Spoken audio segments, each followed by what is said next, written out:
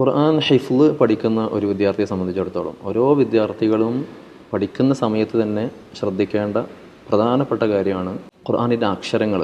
ഖുർആനിലുള്ള അക്ഷരങ്ങൾ, എല്ലാ അക്ഷരങ്ങളും അതല്ലെങ്കിൽ ഒരുപാട് അക്ഷരങ്ങൾ നമ്മുടെ മലയാള ഭാഷയിൽ ഉണ്ട് എന്ന് നമുക്ക് തോന്നും. ഉണ്ട് താനും, പക്ഷേ ഉച്ചരിക്കുന്ന സമയത്ത് ചെറിയ ഒരു വ്യത്യാസങ്ങളൊക്കെ ഉണ്ട്. ഉദാഹരണത്തിന് നമ്മൾ മലയാളത്തിൽ ത എന്ന് പറയും, ത.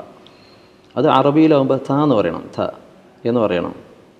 മലയാളത്തിൽ നമ്മൾ തത്ത എന്ന് പറയും.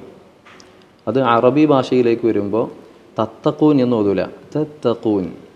അതുപോലെ ചെറിയ ചെറിയ വ്യത്യാസങ്ങൾ, ആ വ്യത്യാസം നമ്മൾ പഠിച്ചെടുക്കേണ്ടതുണ്ട്. അത് ഖുർആൻ ഹിഫ്ള് പഠിക്കുന്ന സമയത്ത് തന്നെ ശ്രദ്ധിച്ചാൽ ഖുർആനിൻ്റേതായ തനതായ ശൈലിയിലേക്കും ഭംഗിയിലേക്കും നമ്മുടെ ഖിറാഅത്തിനെ നമുക്ക് കൊണ്ടുവരാൻ കഴിയുള്ളൂ.